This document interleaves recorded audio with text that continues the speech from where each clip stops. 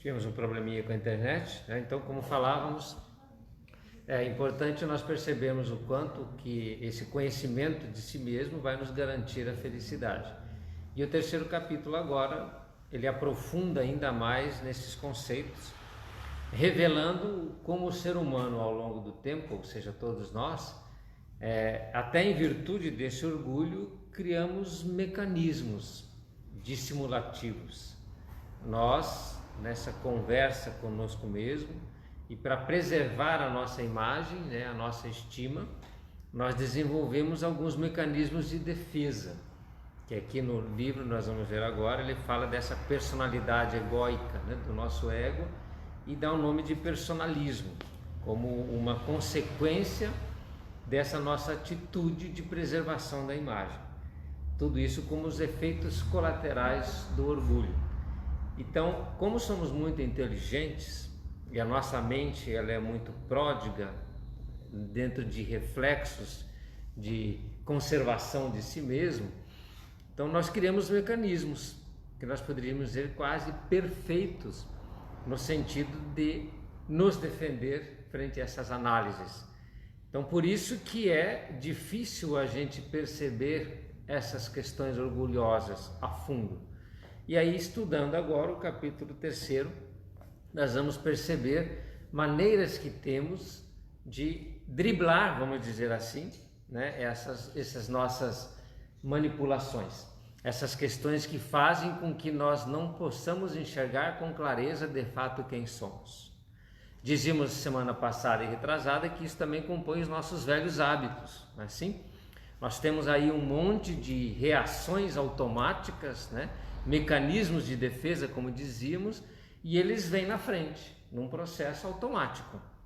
E se nós não estivermos mais conscientes, se nós não estivermos com essa amplitude de visão, como dizia o mestre Olhos de Ver, nós podemos ser enganados por nós mesmos. Vamos meio que no automático da vida, dizíamos nós semana passada, inclusive da superficialidade das relações, e a gente vai nesse embalo e não gasta tempo, precioso tempo, na análise de si mesmo. O Emmanuel fala nas reflexões. É importante refletir. Eu preciso olhar para os reflexos das minhas ações, o que equivale a dizer as consequências dos próprios atos, para analisá-los. Se eu não faço isso, eu perco a oportunidade de aprendizado.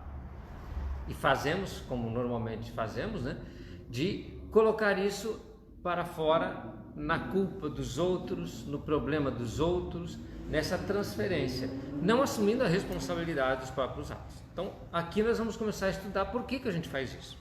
Porque nas aulas anteriores, né, ou nos estudos anteriores, nós percebemos que isso acontece. Agora, estudando orgulho, nós vamos perceber por que isso tem acontecido, né? O projeto de melhoria individual de todos nós vai esbarrar ainda por longo tempo com essa mazela moral que constitui a raiz de larga soma de atitudes humanas. Então é importante nós entendermos isso. O orgulho é sim uma mazela moral. Se nós poderíamos dizer que o nosso físico tem algumas doenças catalogadas lá no CID, né? Se tem algumas doenças catalogadas já na medicina, o nosso espírito, a nossa alma tem doenças morais. Elas precisam ser reconhecidas. Muitas das nossas dificuldades é não reconhecer, por exemplo, que o orgulho e que o egoísmo são doenças, são mazelas morais, são defeitos que precisam ser extirpados, assim como o preconceito, a discriminação. Então isso são mazelas morais ou doenças da nossa alma que a gente precisa curar. O estudo atento do orgulho será um caminho de infinitas descobertas para todo aquele que anseia pelas conquistas interiores. Então nós falávamos que vai precisar de esforço. É uma disciplina que nos matriculamos, somos todos alunos, e a gente precisa agora se dedicar, precisamos estudar. Então esse estudo atento é um caminho de infinitas descobertas, mas eu preciso trilhar esse caminho, e nem sempre ele é fácil.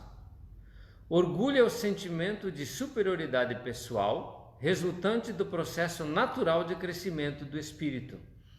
Então a gente estuda muito isso lá no Livro dos Espíritos, nos primeiros capítulos, para perceber esse processo natural de evolução. Nós estamos num processo evolutivo de muitos anos, milhões de anos, milhares de anos. Então, esse processo evolutivo tem alguns componentes naturais. E o orgulho, diz aqui, é um sentimento que ele é resultante desse crescimento. Então, no início, ele é natural, ele possibilita esse crescimento. É um subproduto do instinto de conservação, um princípio que foi colocado no homem para o bem. Porque sem esse sentimento de valor pessoal e essa necessidade de estima que todos temos, não encontraríamos motivação para existir e não formaríamos um autoconceito de dignidade pessoal. Então percebam, no processo de individuação do espírito, quando eu me percebo conscientemente que eu sou um ser consciente independentemente do resto, diferentemente de outros reinos da natureza, como os animais, que ainda têm um instinto e que não adquiriram essa consciência de si mesmos, começa a brotar em mim esse instinto de conservação. Aliás, eu já tinha esse instinto, desde sempre.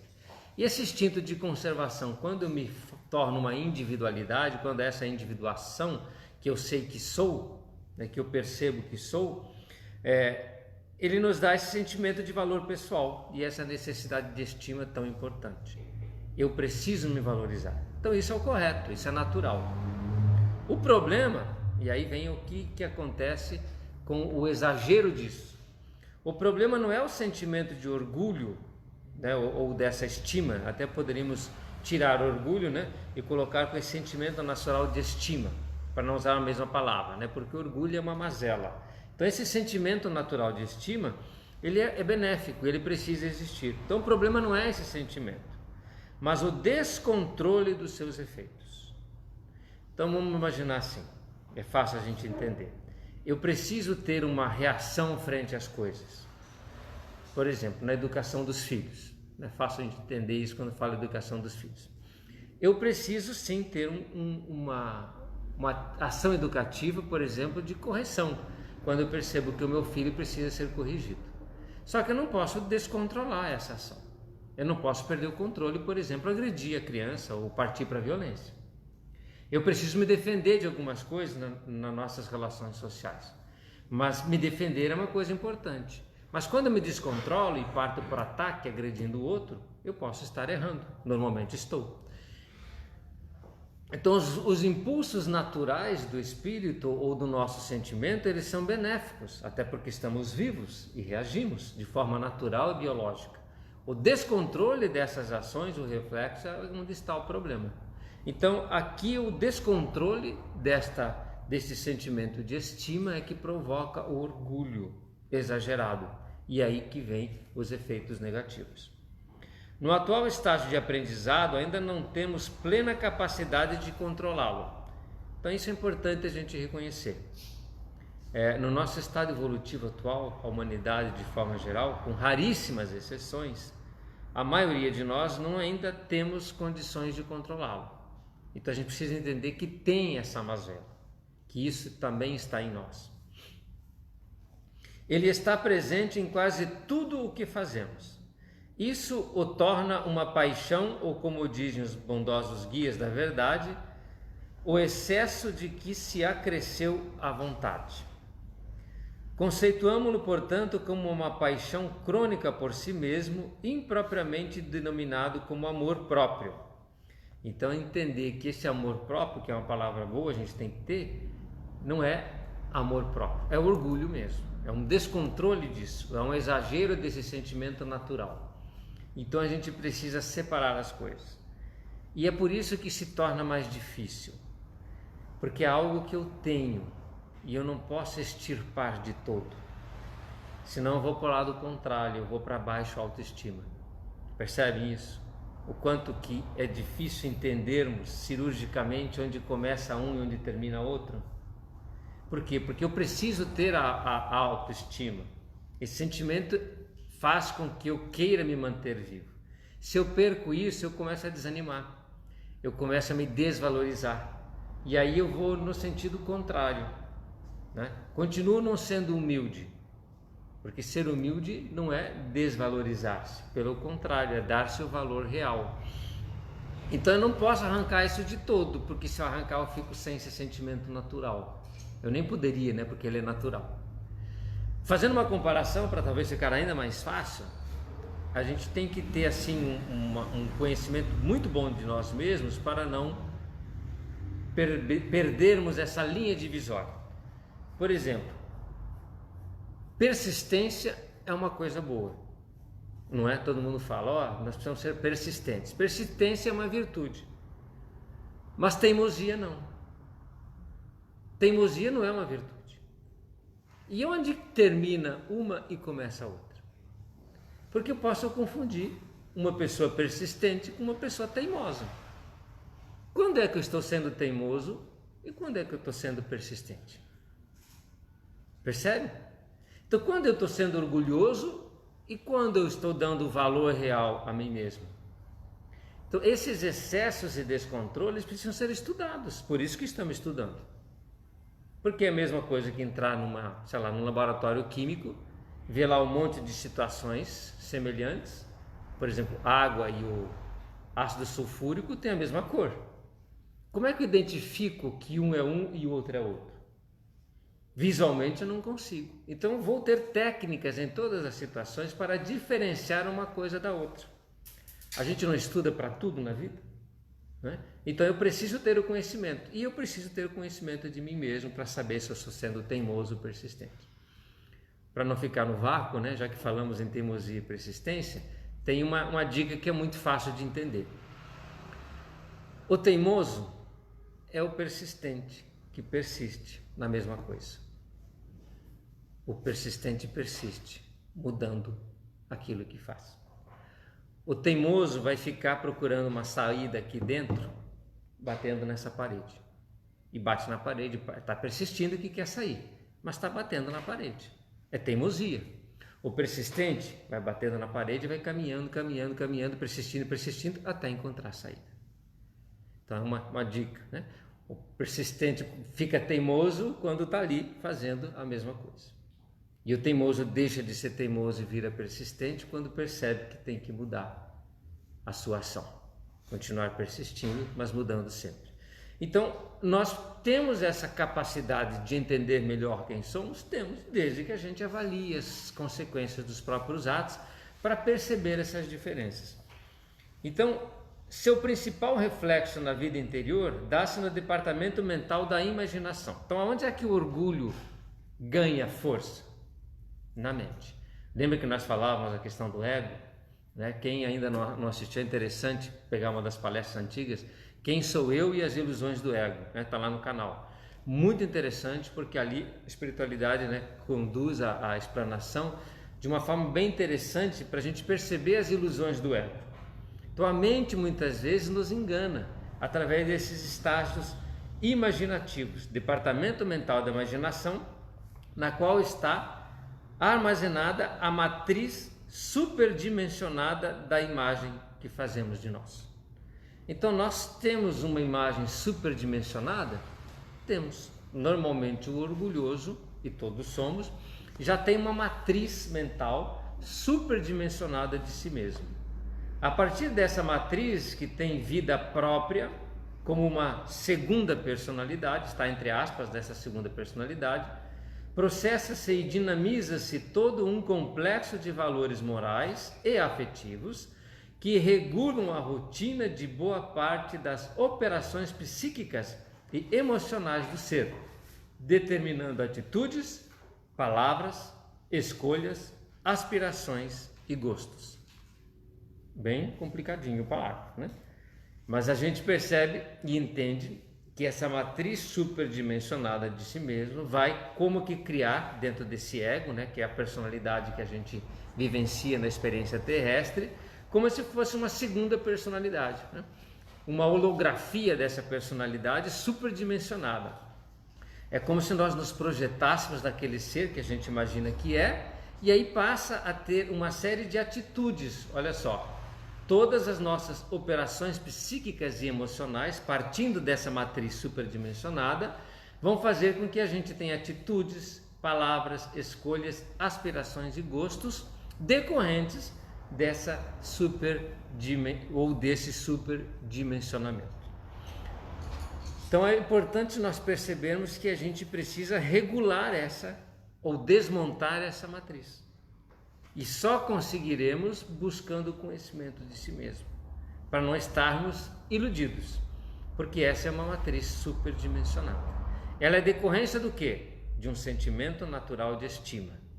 Só que descontrolou-se. E aí o nosso ego, se deixar, ele toma conta, né? O ego toma conta por quê? Porque ele quer ser aplaudido, porque ele quer ser herói, porque ele quer ser o melhor, porque ele quer ter reconhecimento, ele quer ter títulos, ele quer ter coisas, né? O ego às vezes é cumulativo, né? Ele se torna poderoso. Então o ego se movimenta numa voracidade muito grande, vai superdimensionando aquilo que você é por conta daquilo que você recebe, né? Porque o título é um título, né? Não confere absolutamente nada àquele que o detém. O Emmanuel tem umas questões bastante interessantes nas suas falas, que são falas muito profundas, né?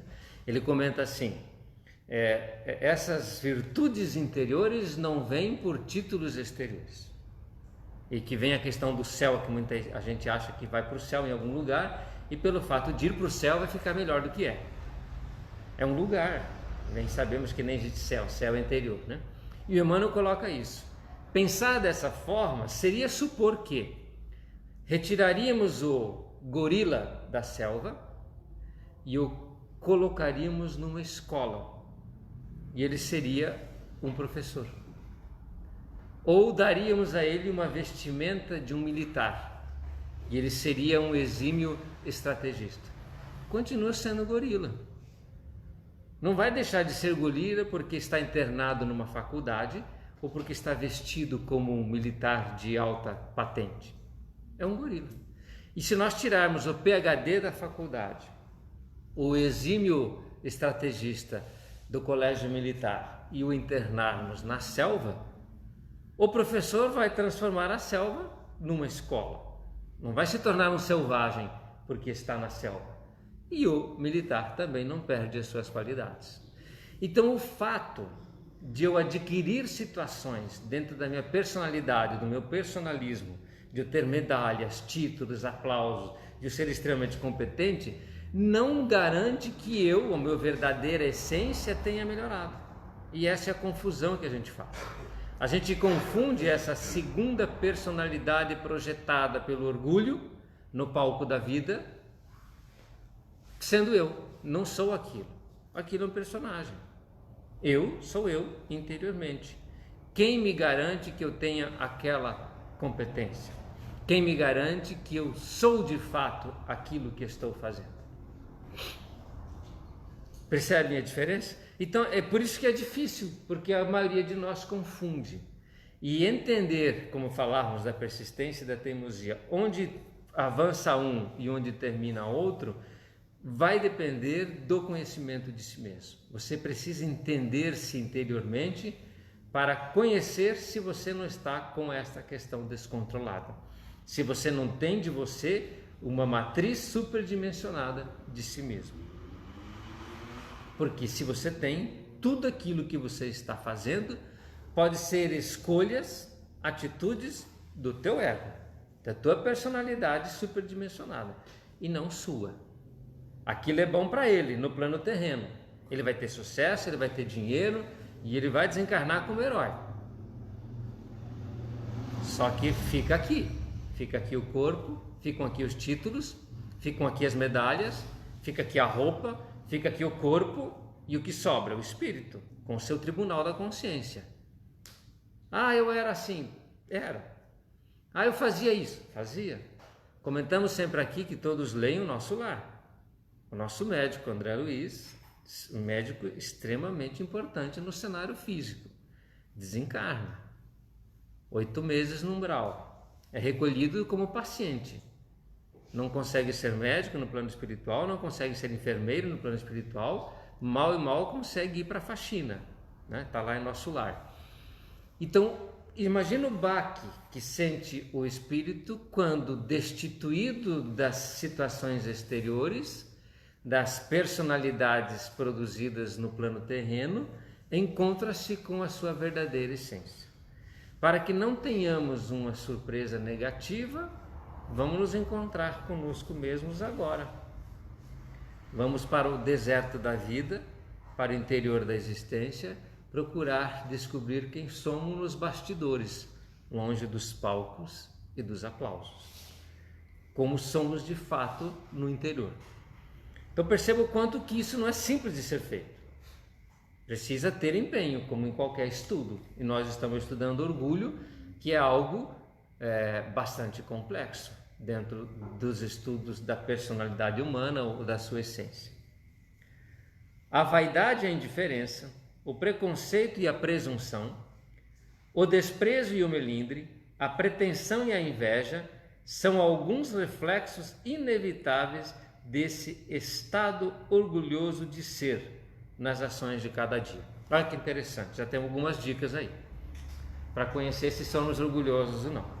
Porque quais são os reflexos que a gente percebe no dia a dia dessa segunda personalidade superdimensionada? Ele está dizendo aqui, olha que interessante, vamos lá. Vaidade e a indiferença. Tem pessoas vaidosas no nosso planeta? Nós somos vaidosos? Se existe vaidade, é um subproduto do orgulho. Indiferença é uma das coisas que mais tem. A humanidade passa fome ainda até hoje por conta da indiferença de muitos. Então, é o orgulho. Preconceito é um reflexo, é um produto, um resultado do orgulho. Tem preconceito? Presunção, desprezo e melindre, as pessoas melindrosas, pretensão e inveja. Então veja como é importante a gente estudar o orgulho e procurar eliminar. Porque se a gente elimina o orgulho, a gente vai eliminar vaidade, indiferença, preconceito, presunção, desprezo, melindre, pretensão e inveja, para começar. Porque fala que são alguns dos reflexos, não são todos. Então é importante a gente combater o orgulho? Putz, né? Desculpe pelo putz aí, né? Claro que é, né? Como é? E por isso que é difícil, por isso que quando a gente está estudando isso, e Euripides Barçanufo, a gente já falou, né? Quem está pegando o estudo agora, por que eles fizeram isso no plano espiritual? Por que eles trabalharam esses 21 dias de um estudo? Porque é extremamente importante. E porque o mestre, quando esteve no planeta, salientou a mãe de todas as virtudes, a humildade. Por que ele falou tanto da humildade? Por que ele elegeu a humildade como mãe de todas as virtudes? Porque a humildade é o antídoto do orgulho. Por isso. E a hora que você elimina o orgulho, você elimina um monte de situações. É como a gente chegar no médico, no filho, no pronto-socorro lá, filho todo empipocado, né? Parece que vai morrer, com falta de ar, você fala, pronto, né? O que tem esse menino? Aí de repente você vai perceber lá, é um negocinho desse tamanho, uma alergia. Tirou aquele processo alérgico, eliminou aquele vírus, vamos dizer assim, ou aquela situação pequenina, todos os efeitos somem. Você fala assim, nossa, mas era só isso, Os efeitos colaterais, os reflexos daquilo foram muitos, mas a causa foi uma só.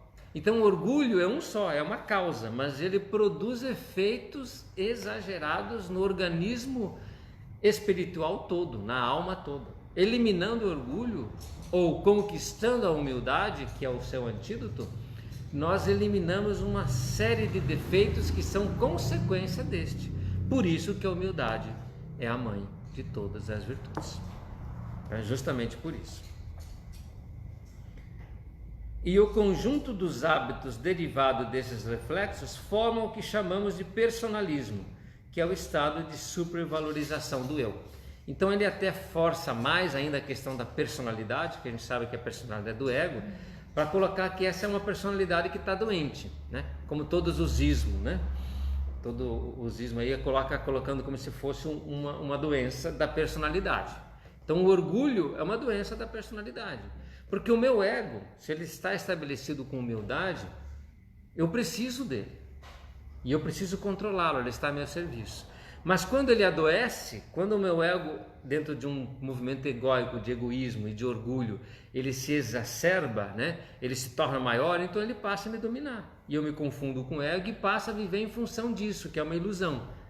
Então ele fala do personalismo, e que eu entendo até que é um termo melhor adotado, né? Porque aí é como uma doença da personalidade. É uma personalidade orgulhosa, não precisaria ser. Basta que ela fosse naturalmente estimada, com humildade, com verdadeiro e real valor, sem essa superdimensionação da matriz intelectual. Então ele vai chamar aqui de personalismo. O personalismo é a expressão mais perceptível e concreta do orgulho.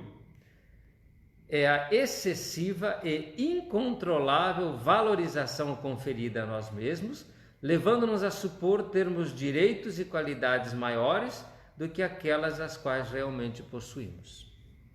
Então está aí também explicado no parágrafo, né, que essa excessiva e incontrolável valorização dada a si mesmo, decorrente do orgulho, que é essa matriz superdimensionada na mente, que cria situações que na verdade são falsas.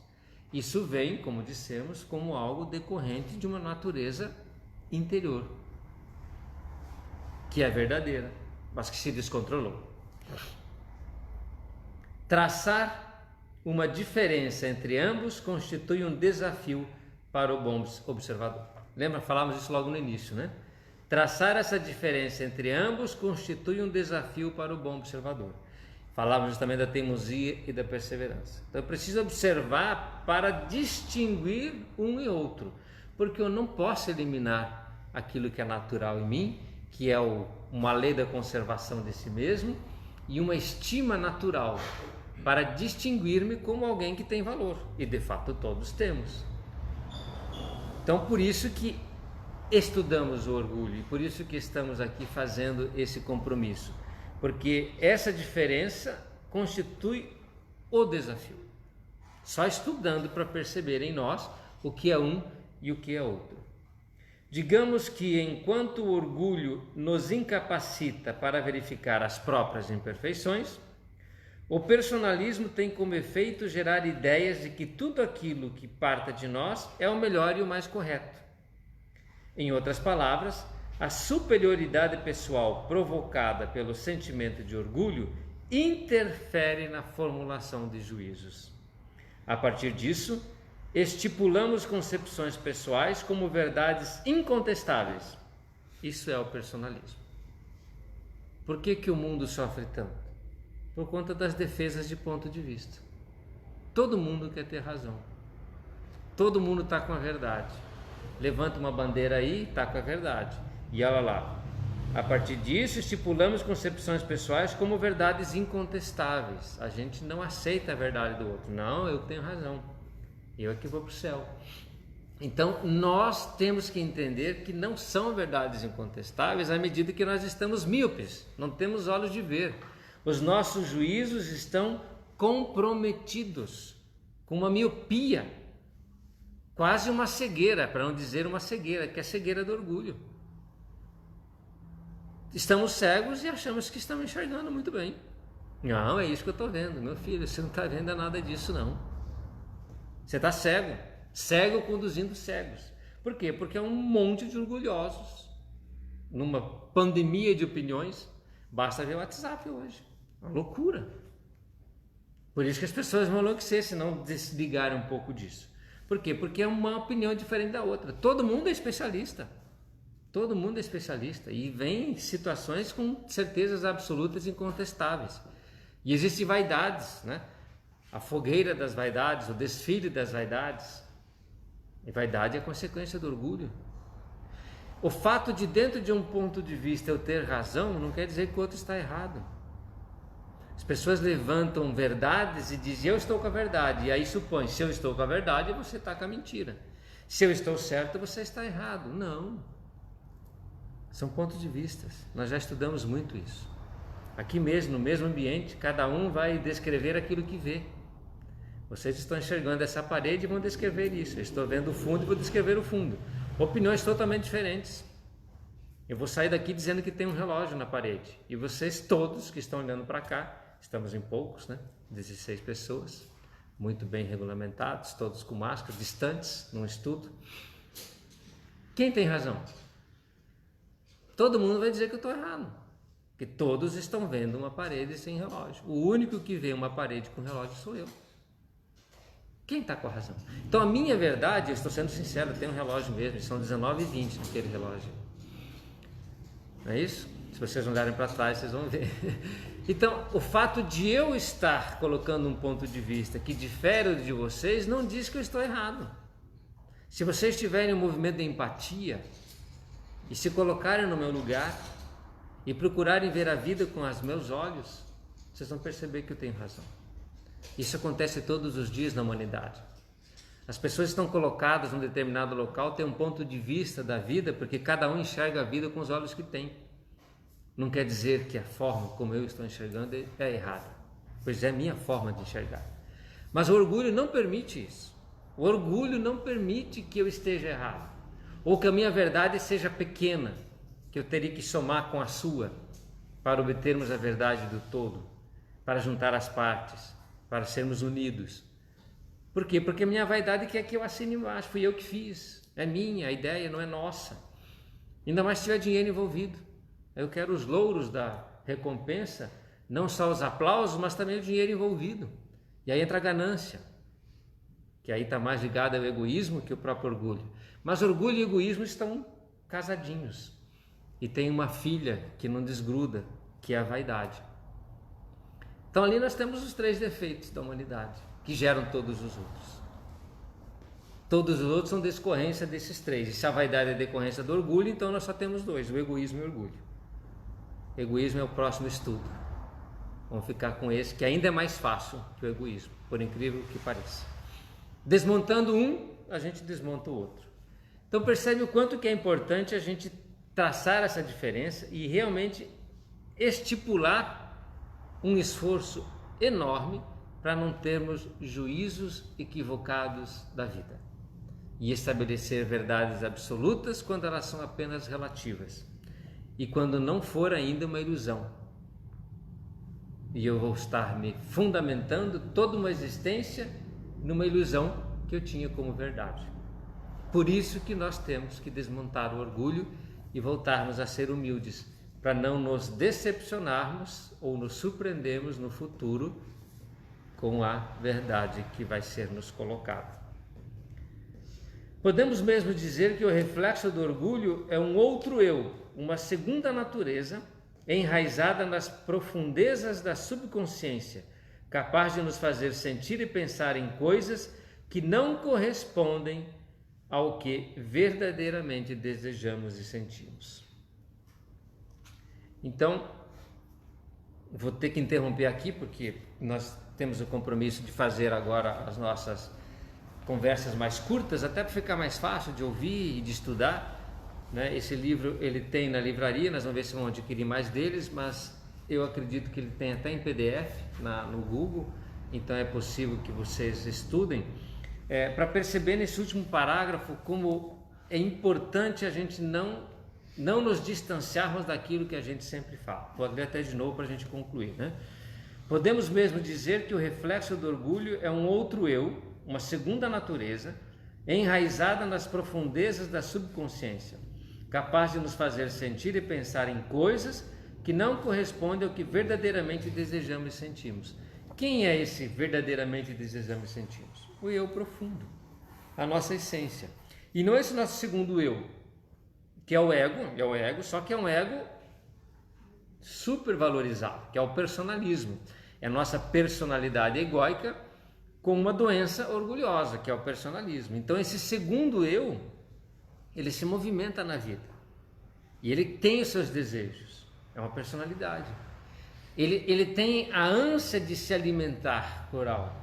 Então eu preciso entender que não posso pensar ou sentir a vida fundamentada na personalidade ou no personagem, senão eu não vou buscar aquilo que faz bem para mim. Não é isso que eu quero, não é isso que eu sinto.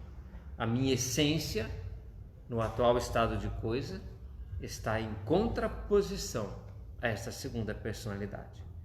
Porque a minha essência, ela é naturalmente humilde. Ela tem o seu valor definido. Imagem e semelhança do Criador. Sou único. Tudo aquilo que se projeta no exterior, enquanto ego ou personalidade, é algo que me serve agora para viver nessa dimensão. Mas não sou eu. É uma projeção do meu interior que vai estar ou deveria estar sob o comando da minha essência e não ao contrário. Então é importante, dentro desses estudos que estamos fazendo, não perder de vista sempre essa questão, porque ela vai ser recorrente na nossa existência. Nós não podemos perder de vista essa separação entre o que eu sou verdadeiramente e a personalidade que eu assumo na existência atual. É isso? Então, semana que vem a gente faz a segunda parte do terceiro capítulo.